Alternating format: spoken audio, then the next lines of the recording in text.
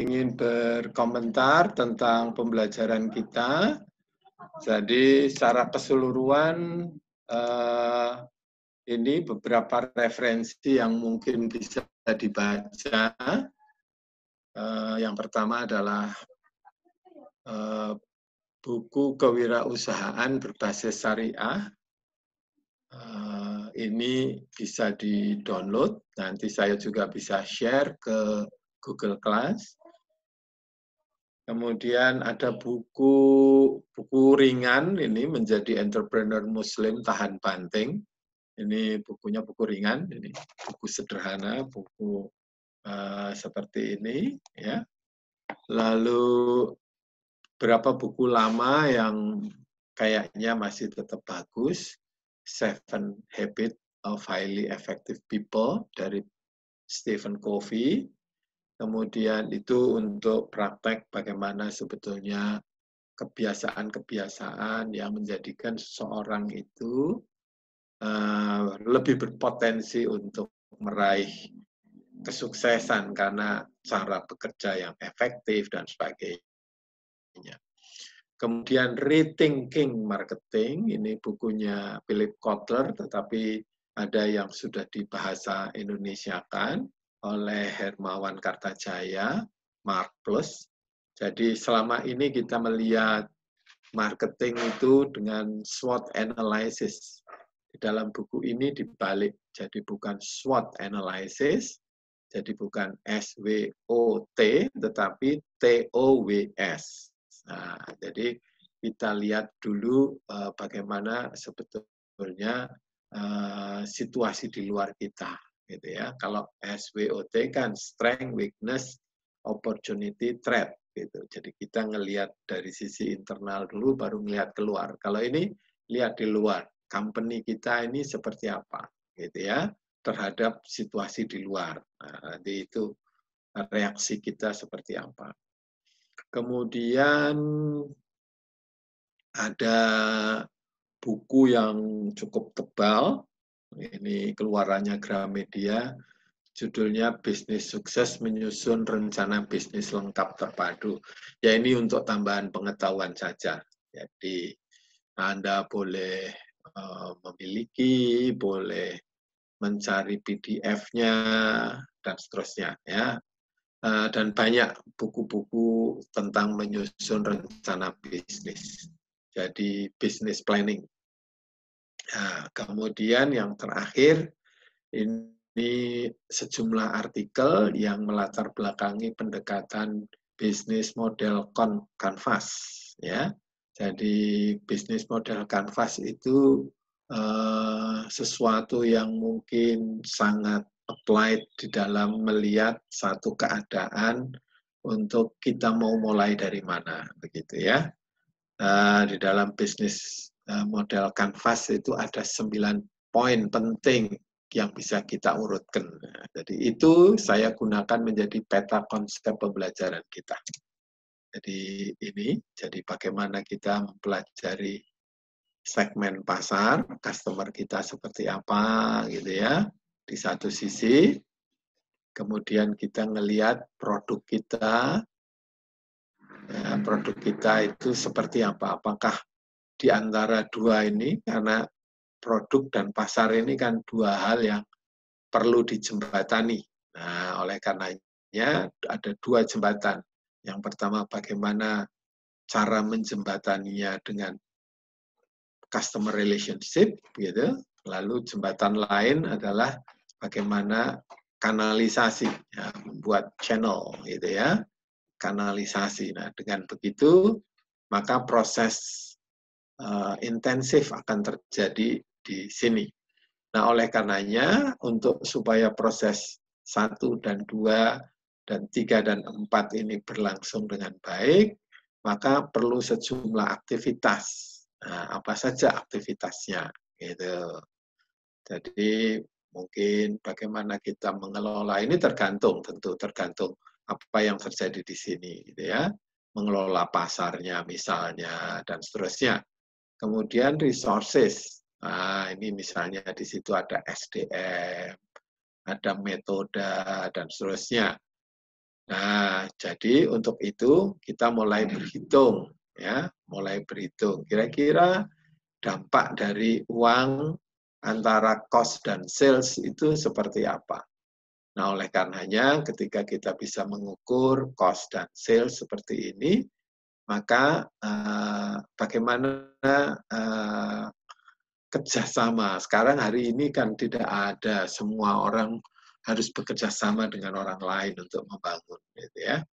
Nah, dengan begitu kita bisa menyusun struktur biaya, ya, karena dengan adanya pengetahuan persisnya struktur biaya seperti apa, kita akan meletakkan sebetulnya produk kita ini competitiveness-nya seperti apa. Cukupkah kompetitif, gitu, atau space-nya terlalu sempit, gitu ya.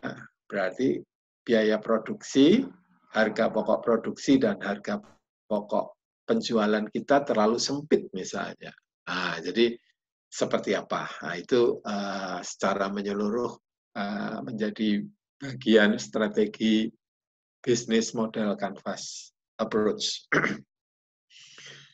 Baik, secara menyeluruh saya kira itu yang menjadi strategi pembelajaran di Islamic Entrepreneurship atau wirausaha syariah. Dan saya akan masuk untuk mengawali perkuliahan kita dengan materi yang pertama. Saya akan share, saya pastikan dulu, oke, ini semua sudah direcord dengan baik. Saya akan share materi hari ini.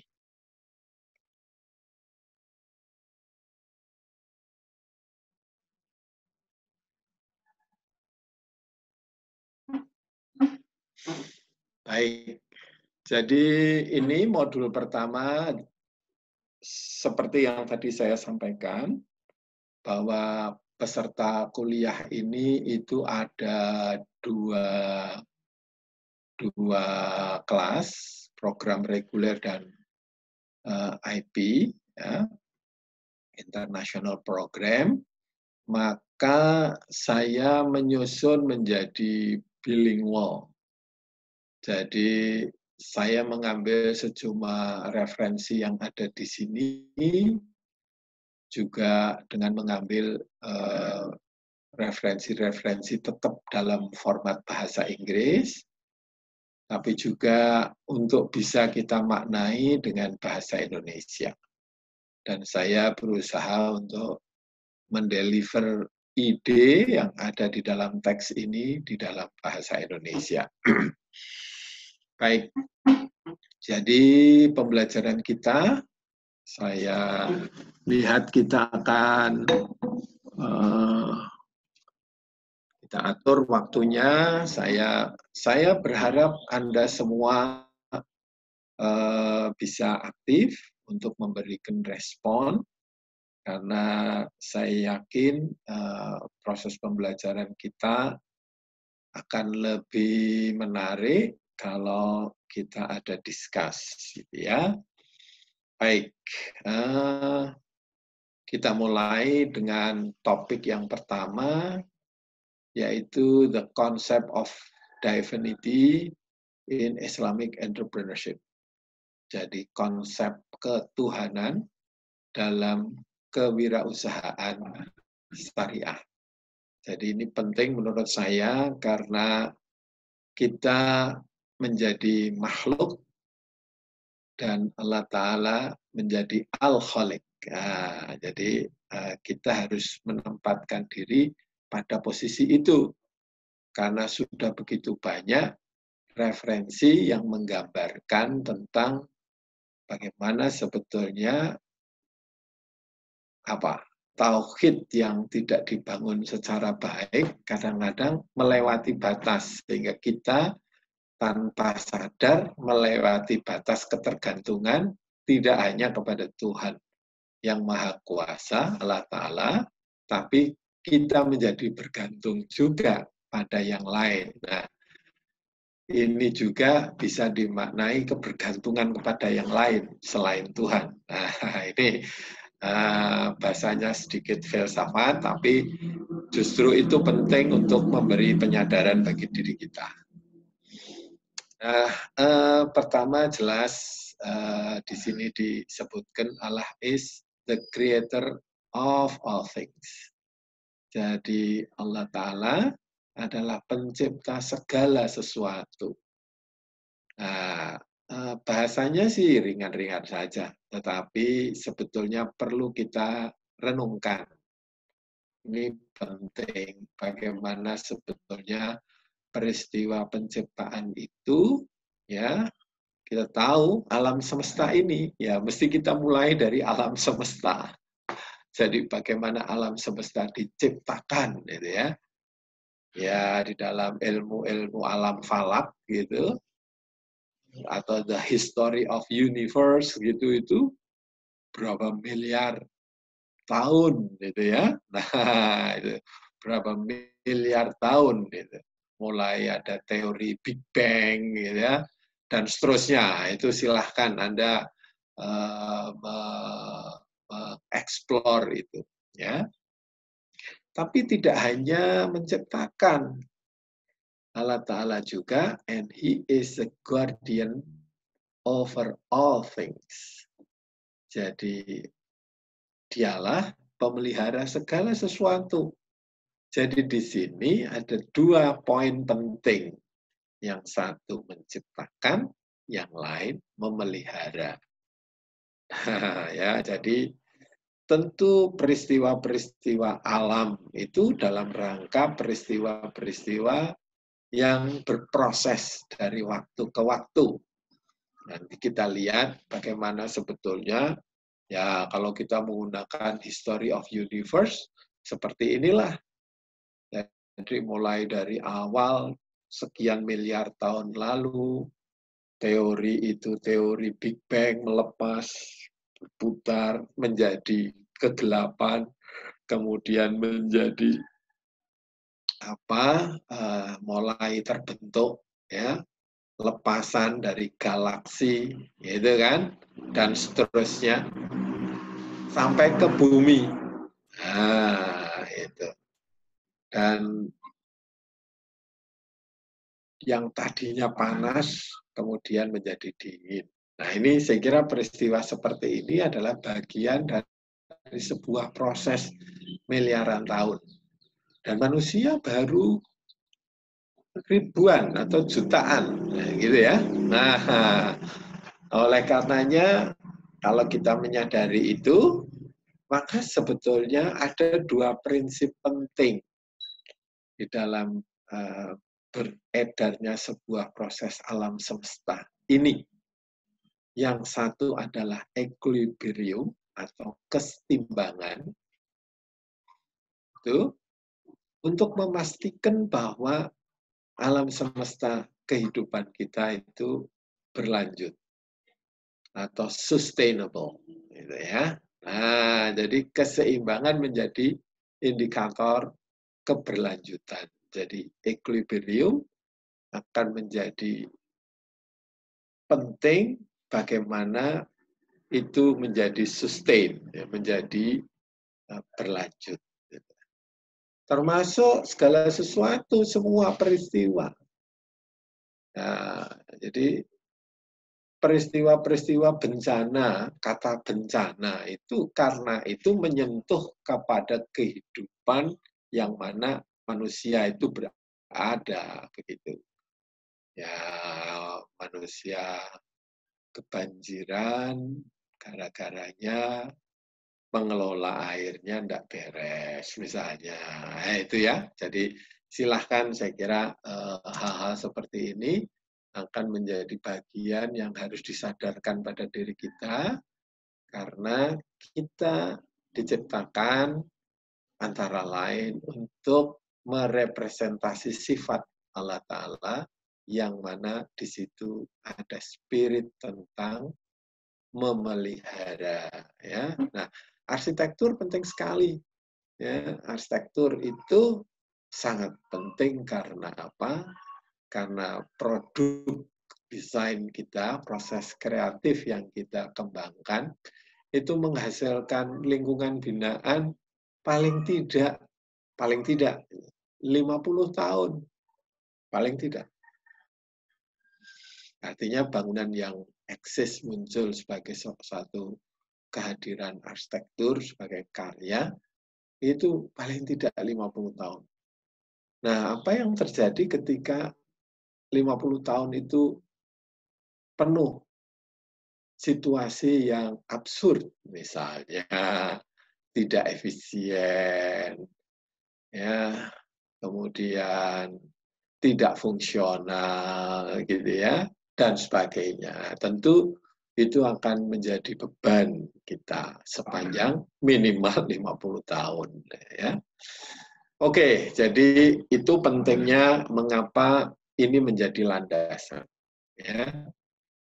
Ini menjadi landasan penting bagaimana sikap berwirausaha itu harus menyadari bahwa Allah Ta'ala sebagai pencipta segala sesuatu dan beliau pula lah yang memelihara. Nah, kesadaran ini merefleksikan pada diri kita dalam posisi bagaimana kita juga mewujudkan karakteristik itu.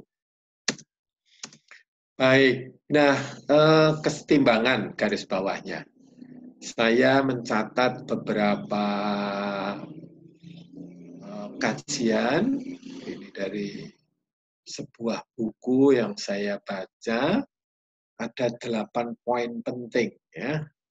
Karena ini ada hubungannya dengan satu firman Allah Ta'ala, dan kami turunkan air dari langit menurut suatu ukuran.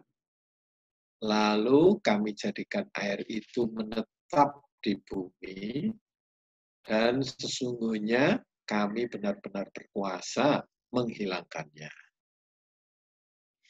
Ini menggambarkan peristiwa panjang yang tadi saya gambarkan sebagai the history of the universe, itu berujung sampai kepada planet bumi kita. Planet hijau bumi kita.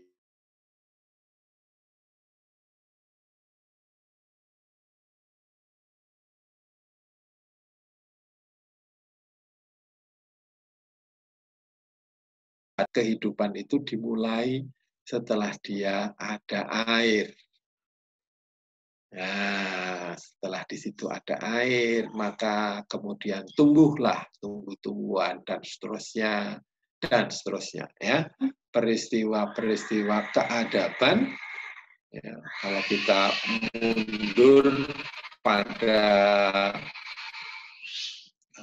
penciptaan manusia dan seterusnya ya, ini seisi dari apa yang mengisi bumi kita ini.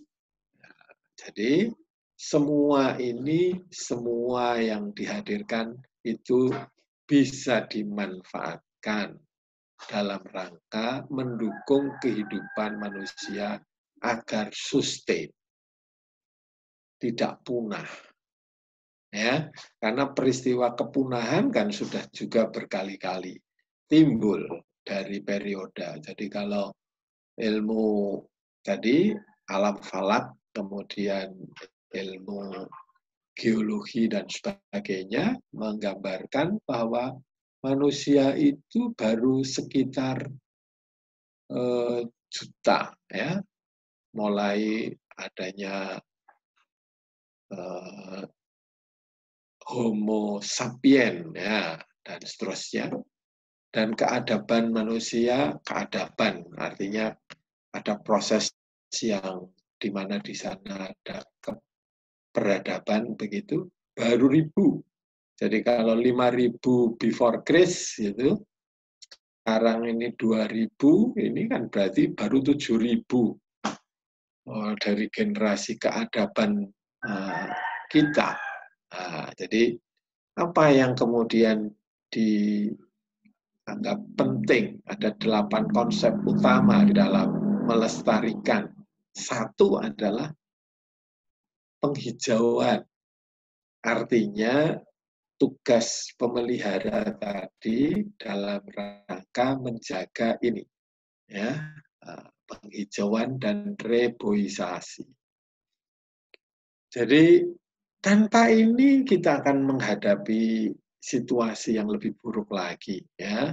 Nanti ada cerita tentang ozon dan seterusnya. Yang kedua, aktivasi lahan mati. Nah, ini prinsip ini tidak boleh terjadi di mana lahan itu idle capacity. Tidak boleh terjadi idle capacity. Ya, kalau di dalam perundangan hukum tanah, maka tanah-tanah yang disebutkan sebagai tanah mangkrak akan disita oleh negara. Nah, ya, ini menunjukkan pentingnya kemanfaatan dari setiap bidang. Jadi tolong Anda juga memposisikan diri pada keilmuan Anda dalam rangka membangun perspektif pembelajaran arsitektur. Betapa pentingnya lahan-lahan yang ada sebagai ruang untuk melakukan berbagai macam usaha. Apapun, usaha sosial, usaha kehidupan, usaha komersial mungkin, dan seterusnya. Nah, ini tidak boleh ada yang idle capacity. Kemudian yang ketiga adalah jelas menjaga kebersihan. Ya, ini pokok, ya. Nah, kebersihan adalah sebagian dari iman. Jadi bagaimana spirit kita hidup bersih. Hidup bersih ini poin penting karena ketidakbersihan akan menimbulkan proses-proses transgenik, munculnya virus. Ya. Nah, ini perilaku juga, ya, bagaimana. Kemudian yang keempat, pengolahan sumber daya alam. Beda antara eksploitasi sama eksplorasi, ya. Jadi kita itu ditugaskan untuk menjadikan alam kehidupan yang ada di lingkungan kita, memberi dukungan kepada kita pada batas-batas tidak berlebihan. Semua, makanya Allah Ta'ala mengatakan, berfirman bahwa Allah Ta'ala tidak menyukai sesuatu yang berlebihan. Nah, termasuk di dalamnya bagaimana kita mengelola sumber daya alam ini. Ya, nanti kita diskusi secara khusus mengenai sumber daya alam, ya. Berikutnya, bagaimana kita menjaga sumber daya manusia. Nah, menjaga di sini tentu yang tadi saya katakan, karena manusia punya tugas, mereka menjadi mulia ketika ia bermanfaat bagi orang lain. Gitu kan? Prinsipnya kan seperti itu. Sehingga manusia tidak hidup sendiri. Manusia itu hidup dalam sebuah community, dalam sebuah lingkungan. Maka di dalam sebuah lingkungan akan timbul apa itu kebutuhan, gitu ya. Nah, karena ada consume, ada produk, ada produktif, ada konsumtif, gitu kan. Nah, jadi proses peristiwa inilah yang kemudian roda menjadi berputar. Lalu yang keenam, berlaku baik terhadap alam. Nah, saya kira ini bagian dari pengelolaan sumber daya alam tadi, sehingga kita harus berlaku baik terhadap alam. Ya, Allah Ta'ala luar biasa memberikan tempat yang sangat istimewa bagi hamparan Nusantara kita.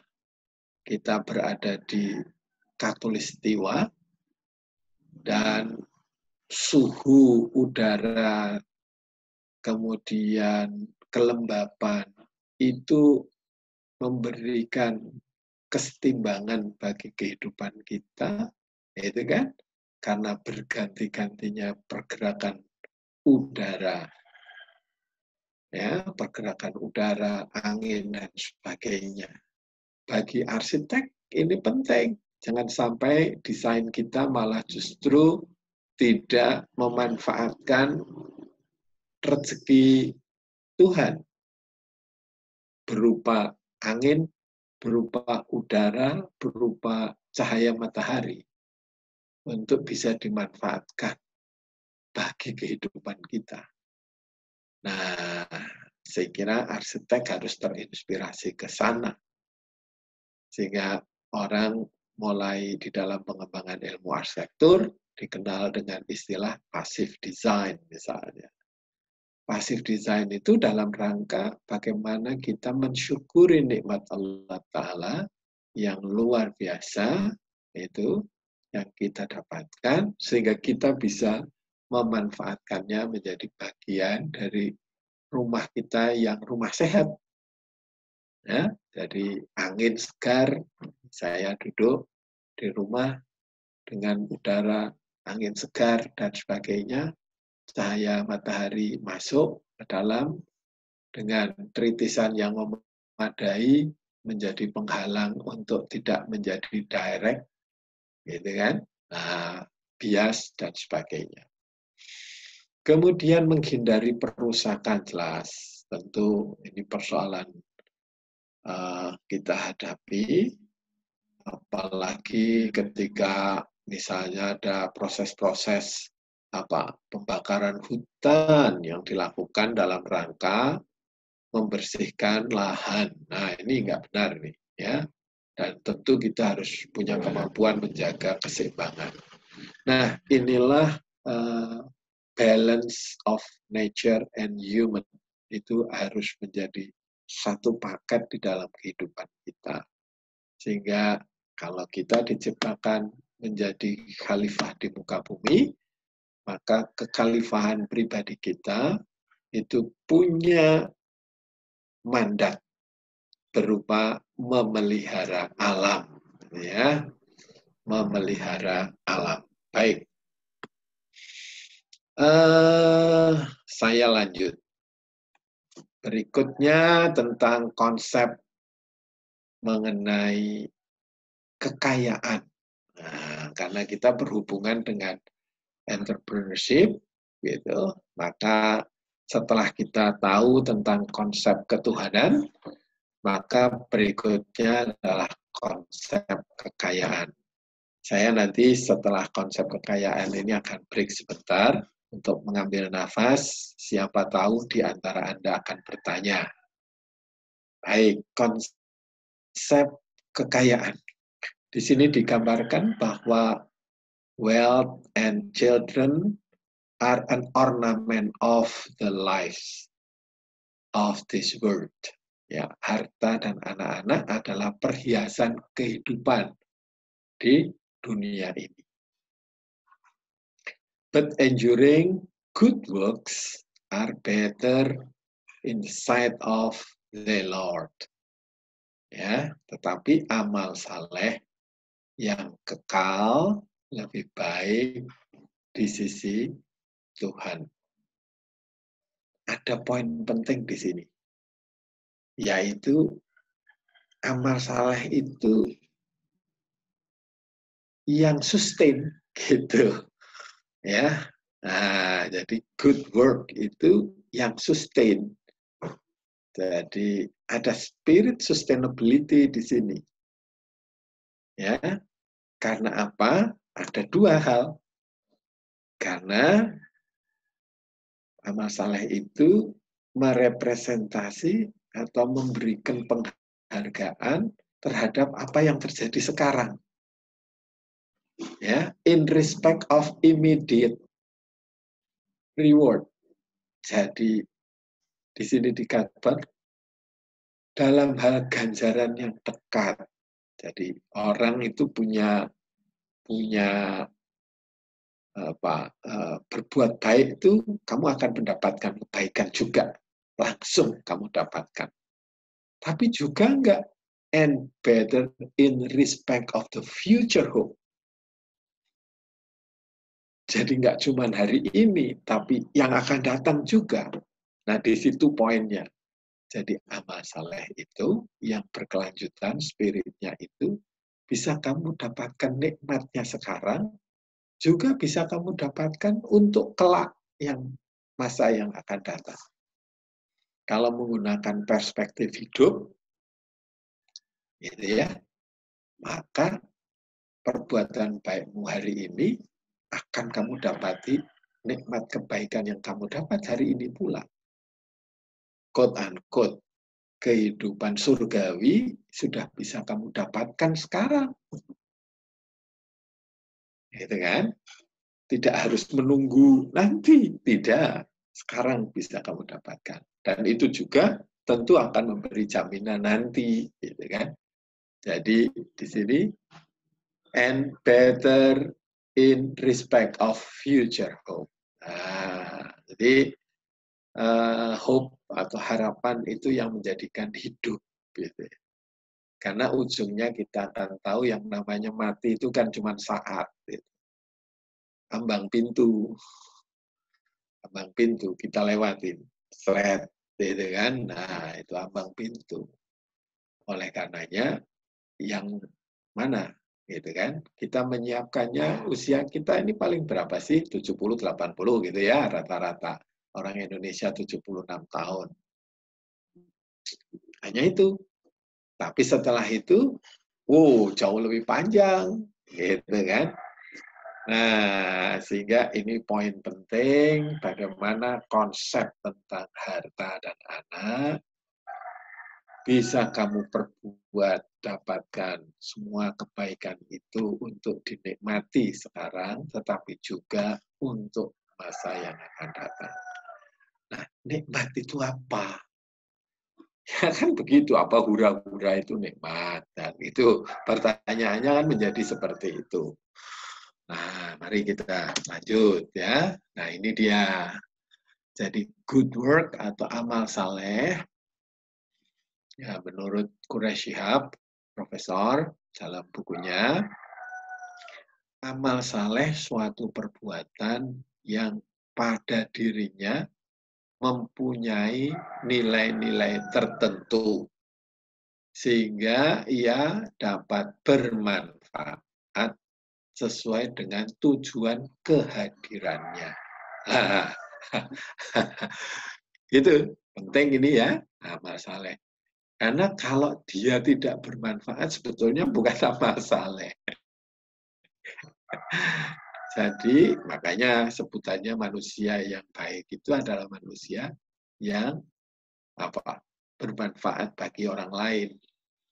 Amal saleh di dalamnya itu ada message, dan message itu melahirkan satu manfaat sesuai dengan message-nya. Atau dengan kata lain, tujuan penciptaannya. Jadi bagaimana dia dihadirkan dan dia memberi manfaat. Itu. Dalam bukunya Konsep Amal Saleh menurut Al-Quran, Muhammad Abduh menyebut manfaat itu tidak hanya bagi dirinya, manfaat juga bagi orang lain, manfaat bagi masyarakat, dan manfaat bagi peradaban manusia. Nah, saya boleh memberikan gambaran kira-kira seperti apa yang saya gambarkan di sini. Dalam konteks arsitektur, dalam konteks pengalaman-pengalaman kita, dalam rangka melahirkan gagasan-gagasan pikiran kita, yaitu ketika kita menghadirkan sesuatu, itu rancangan toh yang kita hadirkan tuh, gitu kan, amal saleh. Rancangan itu bisa menjadi amal saleh. Ketika melahirkan satu karya rancangan, yang apa? Ya mesti yang fungsional dong, gitu. Nah, kalau kita menghasilkan sesuatu yang tidak fungsional, ya berarti kita tidak memulainya dengan perbuatan amal saleh. Ya, jadi fungsional. Nah, karena ini tuntutannya adalah tuntutan teknis, kalau karya arsitektur itu, gagasan itu juga harus dipikirkan bahwa apa yang kita gagas, apa yang kita desain, apa yang kita rancang, itu dengan mudah untuk diwujudkan. Artinya constructible. Sesuatu yang bisa dikonstruksi. Itu. Jangan sesuatu yang tidak bisa dikonstruksi. Keluarnya bukan arsitektur nanti. Arsitektur kan wujud. Gitu. Lahir. Kayak arsitektur sebagai produk budaya, maka kebudayaan bisa dilihat dari gagasan. Oke, sebagai sebuah gagasan itu juga kebudayaan. Tapi untuk kemudian bisa dirasakan oleh orang, maka dia juga bisa muncul sebagai perilaku. Sehingga perilaku yang berbudaya menjadi kultur masyarakat. Itu bisa dirasakan, gitu. Tapi akan lebih bisa dirasakan lagi secara spasial ketika menjadi arsitektur, menjadi artefak gitu. Ini ending, jadi wujud paling nyata dari kebudayaan arsitektur sebagai artefak. Syaratnya apa? Ya syaratnya fungsional dan constructible. Nah kok bisa begitu, gitu kan? Nah, tentu ada nilai-nilai. Nilai-nilai apa? Nilai-nilai estetika di sisi yang lain. Jadi kalau sudah fungsional, ada nilai-nilai estetika, maka 3 poin ini menjadi penting. Dan tidak ada yang gratis. Ya, sehingga dia mesti visible. Gitu. Jadi nggak ada yang gratis kan? Nah, jadi bisa dibuat indah dan seterusnya. Kehadirannya itu akan berdiri pada sebuah setting, spirit of place, berdiri pada sebuah setting. Apa kuncinya? Harmoni, keharmonisan, harmoni, gitu. Sehingga kehadiran bangunan kita, gagasan kita yang kita pikirkan menjadi bagian dari lingkungan binaan yang kita ciptakan pada skala-skala tertentu. Nah, jadi desain itu amal soleh gitu, ya. Oke, kira-kira saya masih ada banyak slide lagi dan saya berhenti dulu. Siapa mungkin mau bertanya, mau mengemukakan pendapat, boleh menyalakan boleh menyalakan mikrofonnya. Silahkan. Itu Ajeng sudah nyala mikrofonnya. Silahkan Ajeng kalau mau bertanya boleh.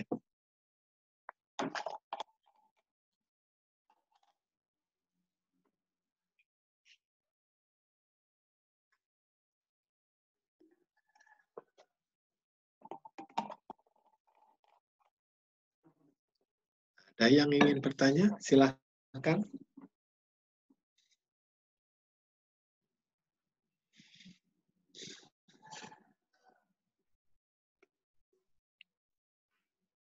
Sudah ada 44 orang. Silahkan.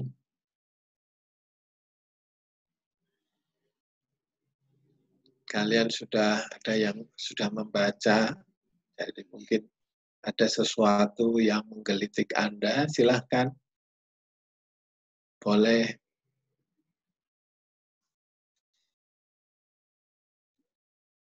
Oke. Belum ada yang ingin bertanya. Boleh nulis di chat kalau mau bertanya, boleh. Boleh nulis di chat. Ya, kalau mau bertanya silahkan juga nulis di chat. Kalau tidak ingin menyampaikan secara langsung, silahkan menulis di ruang chatting. Monggo. 2 konsep sudah saya hadirkan. Yang pertama tadi adalah konsep ketuhanan yang di mana bagaimana kita melihat eksistensi Tuhan sebagai Sang Pencipta dan Pemelihara. Lalu yang kedua, bagaimana konsep tentang kekayaan, ya, karena prinsip dari kekayaan, ya, itu hanyalah hiasan saja, tetapi justru yang lebih mempunyai nilai adalah amal salehnya, gitu ya. Nah, tadi kita sudah sampai di sini bagaimana amal saleh itu kita implementasikan di dalam kehidupan kita sebagai seorang entrepreneur tapi punya latar belakang arsitek, gitu ya. Oke, baik. Kalau tidak ada yang ingin bertanya, saya masih tunggu Anda. Silahkan Anda menuliskan di ruang chatting. Baik, saya lanjutkan. Masih dengan konsep of wealth. Jadi tadi sudah digambarkan dua referensi. Yang pertama dari Pak Quraisy Shihab tentang apa itu yang disebut dengan amal saleh, dan amal saleh itu untuk tidak hanya dirinya tetapi juga orang lain dan masyarakat, tentu peradaban begitu, sehingga ketika sebagai ekspresi dari sebuah karya arsitektur, maka bangunan kita menjadi bagian dari perjalanan sejarah keadaban praktek yang kita lakukan.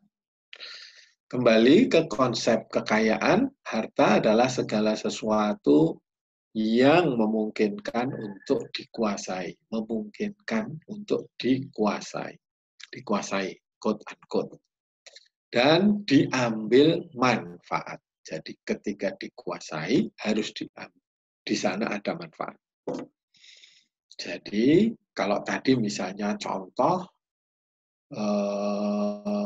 di dalam konsep bagaimana menjaga alam tadi, hubungan alam dan manusianya, antara lain tidak boleh ada lahan mati, idle capacity. Nah, misalnya gini, orang menguasai tanah, gitu ya, tetapi tidak memberi manfaat, dibiarkan mangkrak. Nah, itu juga kena dalam konsep ini, ya. Nah, ini contoh misalnya kemudian dapat berupa benda atau jasa. Dua-duanya kita lain. Benda itu berarti arsitektur, jasa berarti arsitek. Dua-duanya dapat. Nah, misal harta yang bisa dinilai itu namanya aset. Ya tadi saya bilang, kalau suatu area yang kemudian dipelihara dengan baik, maka dia akan menjadi aset. Ya. Musuhnya atau opposite-nya yang tidak ternilai. Yang mungkin punya, ya, kalau aset, yang satu bukan aset. Kalau ini sesuatu yang jauh lebih tak ternilai, ada value, ada sesuatu. Gitu. Nah, jadi itu bisa, gitu ya. Harta yang bergerak, mobile, macam-macam sekarang, apalagi mobile itu bukan selalu mobil ya, mobile itu sesuatu yang bergerak atau tidak bergerak, tanah tidak bergerak. Nah, ini adalah bentuk-bentuk yang disebut sebagai harta, yang tentu spiritnya tadi ada di dalam satu mandatori tertentu, kekuasaan tertentu, authority tertentu, dan memberi manfaat. Harta konsumtif, konsum, atau harta non-konsumtif. Di sini saya menggambarkan dengan produktif. Atau harta publik, infrastruktur, public facility. Nah, ini infrastruktur, jalan, dan seterusnya. Atau harta pribadi, housing misalnya. Ya, oke. Kalau jasa, banyak sekali keahlian, skill. Ya. Atau profesi, Anda mengembangkan profesi atau ilmu pengetahuan, knowledge, menjadi periset misalnya, ya.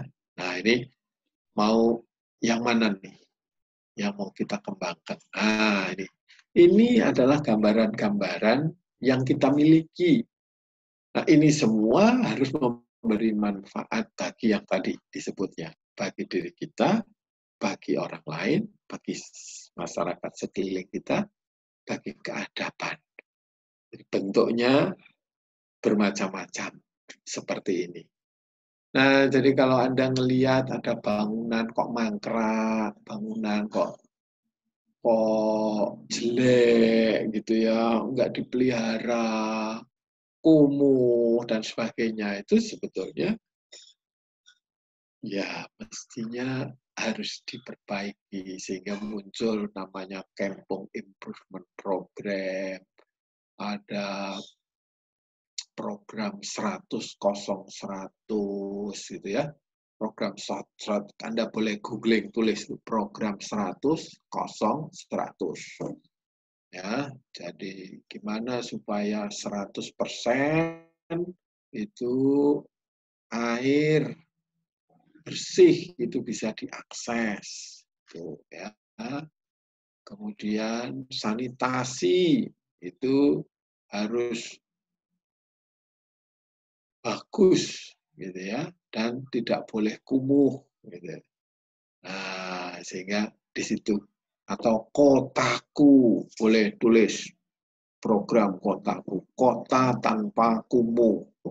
Ini adalah spirit-spirit yang di dalamnya dalam rangka kepemimpinan, dalam rangka spirit kewirausahaan. Program-program ini harus diwujudkan dan dipraktekkan di masyarakat. Ya, tanpa dipraktekkan tidak ada artinya. Nah, Anda bisa melihat contoh-contoh karena saya kan di sisi yang lain sebagai praktisi ya. Jadi misalnya saya sebagai Ketua IAI, Ikatan Arsitek Indonesia, membantu masyarakat untuk mengadakan penyusunan master plan kampung. Nggak dibayar, enggak gitu. Tapi ilmu kita menjadi bermanfaat. Halo, terputus ya? Halo, halo. Tidak, Pak. Enggak? Enggak, Pak. Oke. Saya khawatir kok. Baik, saya teruskan ya. Jadi, Anda lihat di misalnya mana Karangwaru Riverside, nanti tulis di Google Karangwaru Riverside. Maka di sana kita mendapati satu kegiatan yang dilakukan oleh masyarakat bersama-sama para arsitek untuk menata ruang kampungnya. Nah, ini adalah bentuk-bentuk yang bisa kita lakukan ya dalam rangka mempraktekkan kita punya, gitu ya. Oke, jadi saya kira secara utuh tadi konsep tentang kekayaan sampai kepada praktek kita dengan keterampilan profesi kita juga punya nilai manfaat bagi masyarakat. Sekarang saya menambahkan lagi konsep tentang memanage aset. The concept of managing asset. Nah, ini ya. Di sini saya merujuk sebuah firman, and give not to the foolish your property. Jadi dan jangan kamu berikan kepada orang-orang yang ya mungkin bahasa kasarnya itu bodoh gitu ya, atau lemah akal. Ya, which Allah has made for you a means of support. atau hartamu yang telah dijadikan Allah sebagai penopang bagi hidupmu. Jadi penting, ya, ini penting. Jadi janganlah kemudian Anda tidak punya kemampuan. Jadi jangan kamu berikan itu kepada orang yang bodoh. Itu artinya kan jangan kamu berbuat bodoh, begitu ya, kira-kira seperti itu. Tetapi di sisi yang lain, ketika kamu melihat itu semua, orang-orang yang miskin, orang yang bodoh dan sebagainya, kasihlah mereka makan. Kasihlah mereka pakaian. Ucapkan kepada mereka dengan kebaikan, dengan sopan santun. Nah, jadi ini penting menurut saya. Bagaimana kita bisa mengambil satu nilai di situ. Di satu sisi jangan membiarkan kita menyerahkan kuasa kita kepada orang yang tidak punya kemampuan, yang itu berarti mungkin merefleksi kita juga tidak punya kemampuan, gitu. Tapi kalau kamu melihat itu semua orang yang tidak punya kemampuan, maka di sana adalah sebuah opportunity atau kesempatan untuk apa? Untuk kamu bisa berbuat sesuatu kebaikan, give ya, untuk bisa mengasih makan, ngasih pakaian, dan seterusnya. Nah, mari kita lihat prinsip giving. Nah, di dalam Islam, ini menurut Qudrawi, itu ada 2 prinsip dalam kekayaan itu. Yang satu, poin pentingnya adalah bagaimana mendistribusikan. Ya, jadi distribusi itu harus ada 2 nilai, yang itu satu adalah kebebasan, yang lain adalah keadilan. Ya, jadi 2 prinsip distribusi harta kekayaan, yaitu nilai kebebasan dan nilai keadilan. Dalam Islam, nilai kebebasan merupakan faktor utama dalam distribusi kekayaan. Namun, hal ini berhubungan erat dengan keimanan kepada Allah Ta'ala dan mentauhidkannya. Artinya apa? Artinya kebebasan itu adalah kebebasan yang enggak sebebas-bebasnya, tetapi justru kebebasan yang terkendali. Nah, di sini berarti kata terkendali itu berarti ada manajemen. Nah, manajemen itu dasarnya apa? Adil.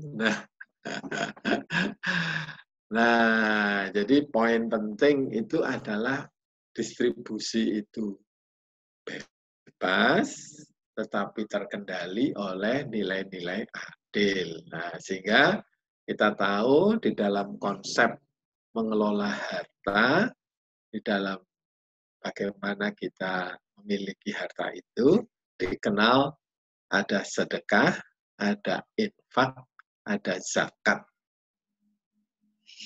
Ya, nah, kalau sedekah itu bebas. Bebas itu artinya tidak ada yang harus sekian, harus ada ukurannya, enggak. Ya, semua. Landasannya apa? Ikhlas. Gitu. Seperti kita atau Anda juga paham bahwa apa yang sudah kamu dapatkan dari rezeki Tuhan itu ada sebagian itu yang bukan milikmu. Nah, itu adalah opportunity untuk Anda mengekspresikan sedekah. Sedekah, ngasih, memberi. Kalau dalam konteks pembangunan yang bersifat community, infak. Nah, ini ya konsep tentang infak. Banyak sekali turunannya. Ya, nanti Anda bisa cari itu informasi tentang manajemen infak gitu ya. Yunfikuna wa mimma razaqnahum. Nah, jadi membelanjakan yunfikuna fikun itu infak gitu ya. Wa mimma razaqnahum, rezeki yang telah kamu dapatkan. Ya. Nah, jadi sedekah ikhlas. Infak ikhlas juga, tetapi konteksnya berbeda dengan sedekah. Sedekah mungkin personal gitu ya.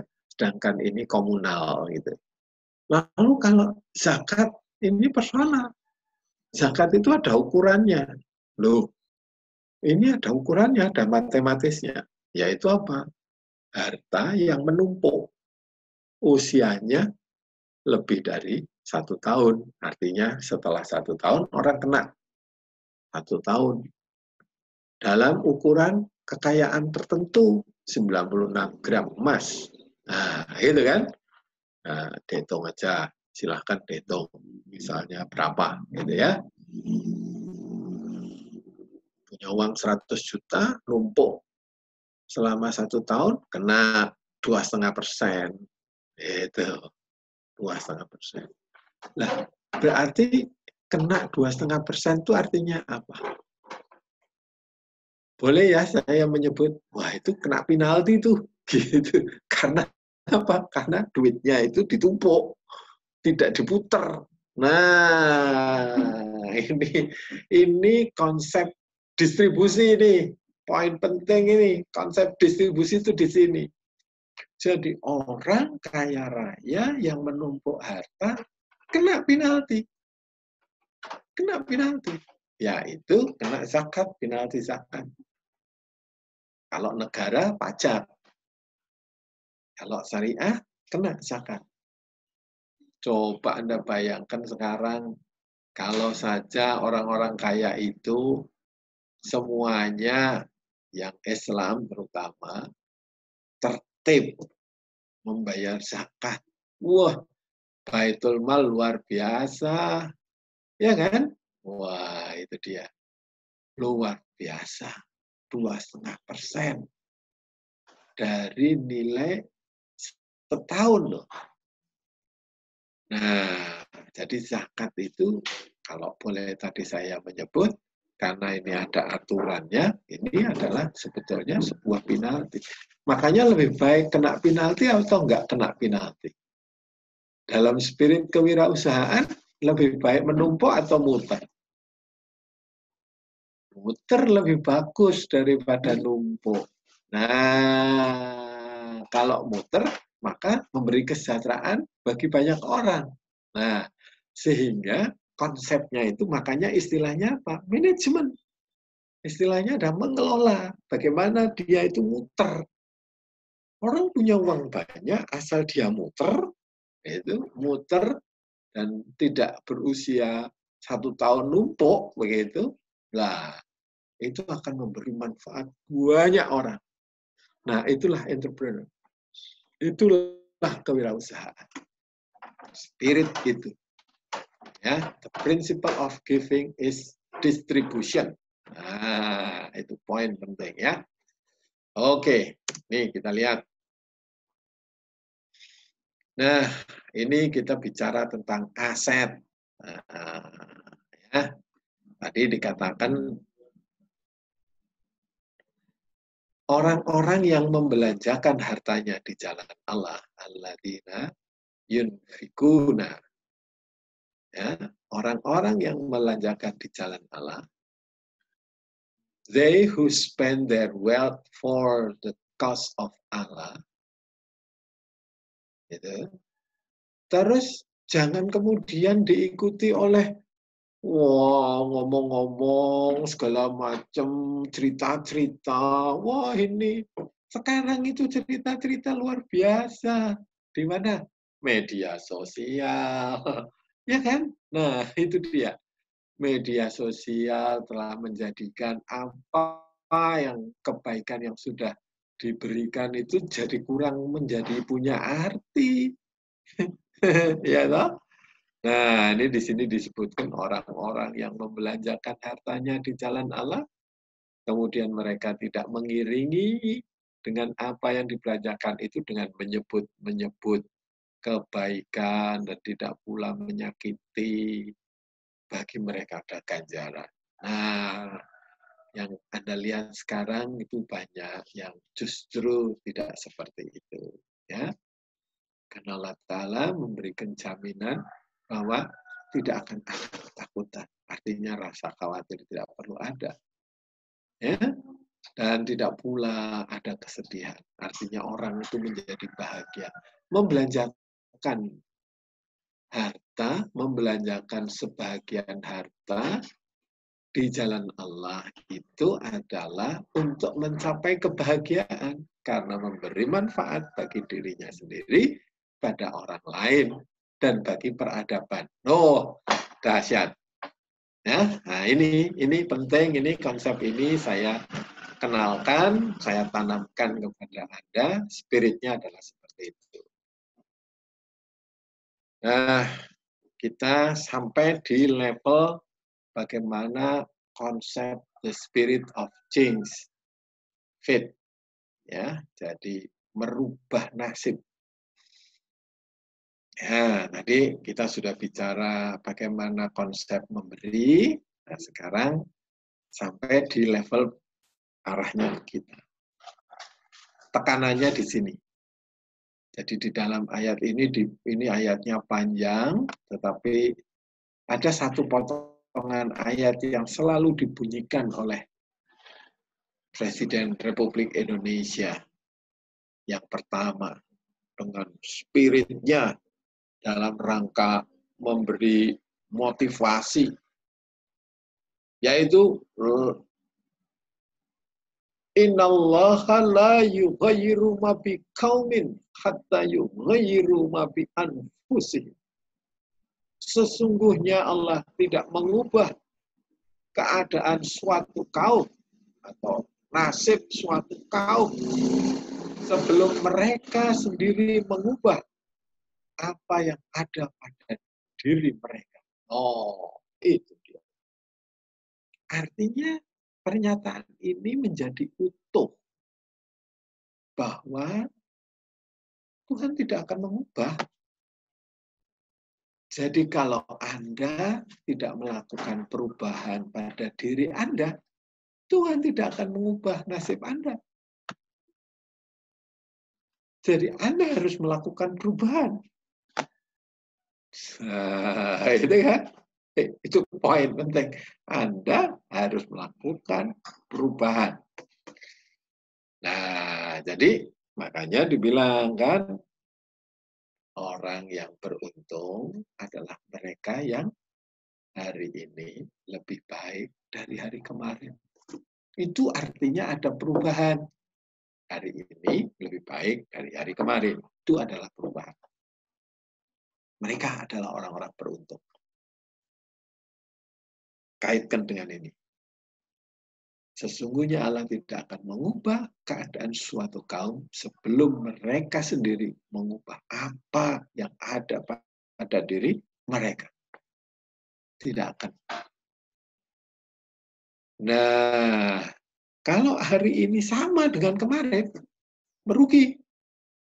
Nah, jadi mereka yang memelihara kenyamanan, sehingga kenyamanan yang mereka dapatkan kemarin dirasakan sama dengan kenyamanan yang hari ini, itu sebetulnya orang-orang yang rugi. Nanti di dalam teorinya Philip Kotler, yang namanya kurva pencapaian keberhasilan, ada di bawah, ada di atas, dan seterusnya. Nah, kita diskusikan pada kesempatan yang lain. Tapi ini prinsip-prinsip dasar. Ini prinsip dasar yang harus ada pada diri Anda. Hari ini, Anda boleh nanti kalau mau tidur tuh mulai renungkan, apa hari ini aku udah lebih bagus ya dari hari kemarin. Begitu. Kalau Anda merasa hari ini tidak lebih bagus dari hari kemarin, aduh, aku ini orang yang merugi. Apalagi kalau hari ini tidak lebih bagus. Maka kategorinya adalah orang-orang yang zalim. Itu dia. Orang yang aniaya katanya. Nah, tentu bukan itu yang kita harapkan ya, orang yang aniaya, bukan. Mestinya orang itu harus punya spirit perubahan. Ini spirit perubahan. Perubahan itu harus dimulai dari dirinya sendiri. Oke ya, ini dalam konteks bagaimana diri sebuah kaum, termasuk Anda sendiri gitu ya. Nah, ini ada 10 prinsip perubahan ya di dalam mengelola perubahan, change management. Nah, ya. Ini di sini ada 10 poin penting saya kira. Yang pertama adalah ya, bermulalah dengan kultur. Ya. Jadi tadi saya mengenalkan Anda membangun kebiasaan. Kultur itu akan terbangun menjadi culture, gitu, menjadi budaya, itu ketika ada proses. Dan kalau bisa dimulai dari kepala, dari atas. Karena perubahan, karena kita masyarakat paternalis, sehingga perubahan itu kalau efeknya besar, ya dari kepala. Maka para pemimpin itu disebut sebagai teladan. Pemimpin itu harus bisa menjadi teladan bagi yang dipimpin, kepalanya dulu. Dan melibatkan semua layer, involve every layer, melibatkan semuanya, dilibatkan. Ya, dan spirit kebersamaan di sini make a rational and emotional case together. Jadi libatkan secara keseluruhan, jadi ada kebersamaan. Ya, itu penting. Dan jadikan apa yang sudah menjadi jalan hidupmu itu untuk kemudian menjadi bagian dari sesuatu yang kita pikirkan sebagai kebaruan. Nah, jadi prosesnya kira-kira seperti itu.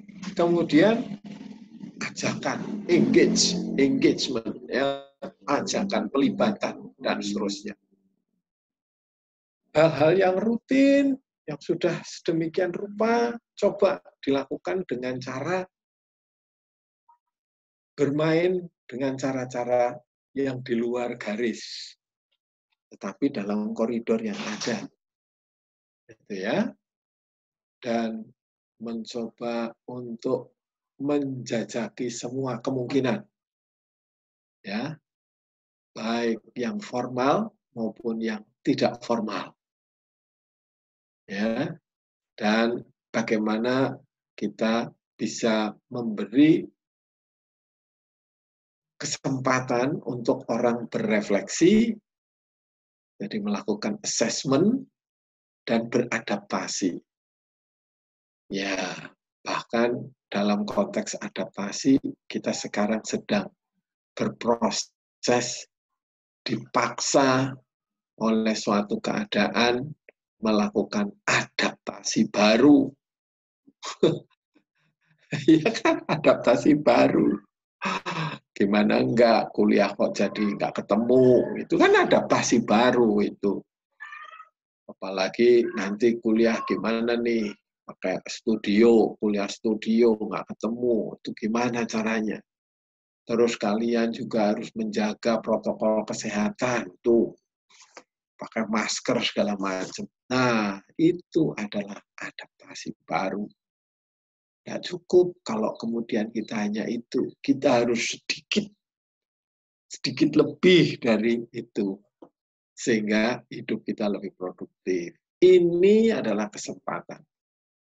Kita harus memanfaatkan kesempatan work from home, ya, dengan semua platform digital yang ada sebagai opportunity. Untuk apa? Untuk menjajaki kemungkinan-kemungkinan. Tadi saya bilang, berpikirlah alternatif. Nah itu, saya kira terobosan itulah yang akan bisa menyelamatkan kita.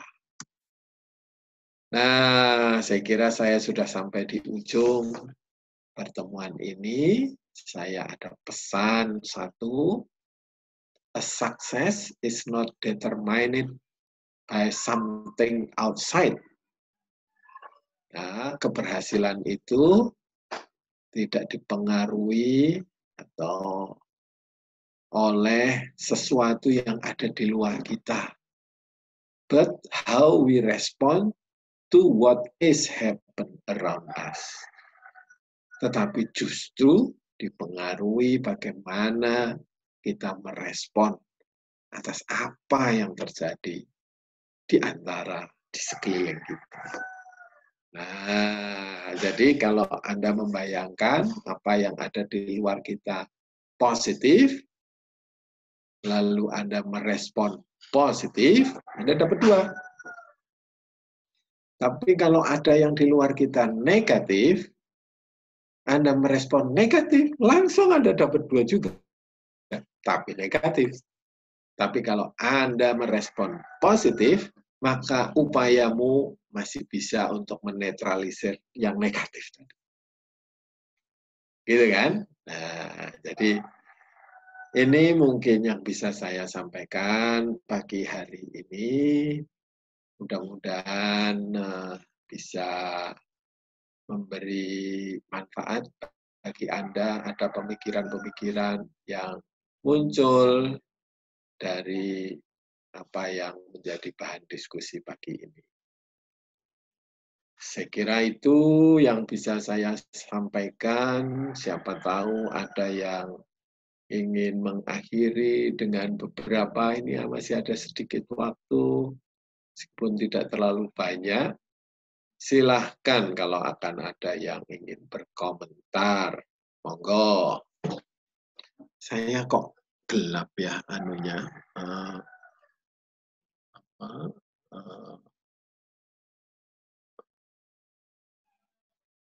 Video saya.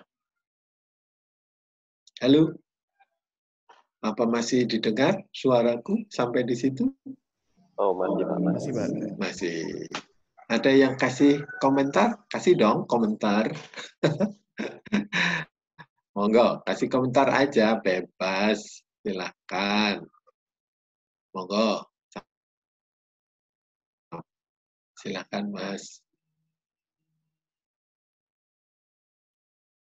Sebelum kita akhiri, saya butuh komen Anda supaya ya ada respon gitu. Silakan. Mungkin mohon tentang Ya.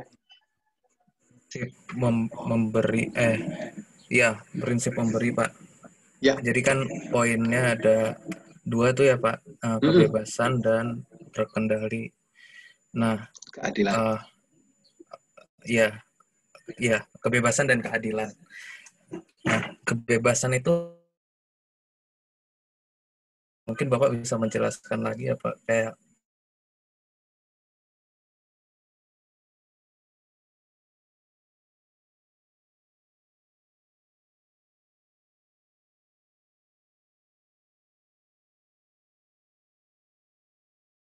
Dan orang seolah-olah dunia sebebas-bebasnya.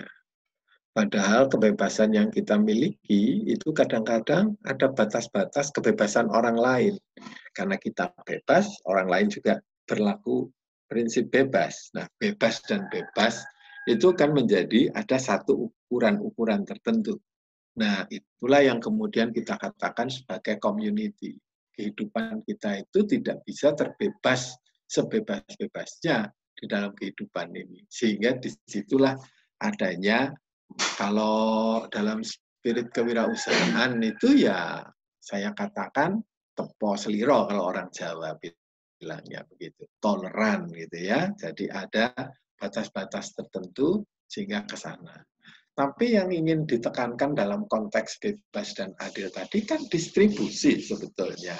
Prinsip distribusi. Nah, detail dari bagaimana sebetulnya kita giving, memberi, itu akan kita dapatkan pada diskusi yang akan datang, karena yang akan datang kita punya konsep diri di dalam kewirausahaan. Nah, yang saya bicarakan pada pertemuan yang akan datang lebih kepada kita ini gimana gitu. Tadi baru prinsipnya, dasarnya dulu lah kira-kira. Nah, besok kita akan mendiskusikan sikap kita yang namanya pribadi kita sebagai bagian dari itu seperti apa. Gitu Mas. Baik, terima kasih Pak. Baik, saya kira saya akhiri, waktunya sudah cukup dari perjumpaan ini. Kita akan ketemu lagi minggu depan. Lalu silahkan Anda semuanya nulis di Google Class ya, namanya sendiri-sendiri, nanti kita akan bantu untuk presensinya. Karena ini kuliah perdana, jadi masih agak kerupiakan soal presensi. Terima kasih. Mohon maaf kalau ada hal-hal yang kurang pas. Terima kasih. Assalamualaikum warahmatullahi wabarakatuh. Waalaikumsalam Waalaikumsalam warahmatullahi wabarakatuh. warahmatullahi wabarakatuh.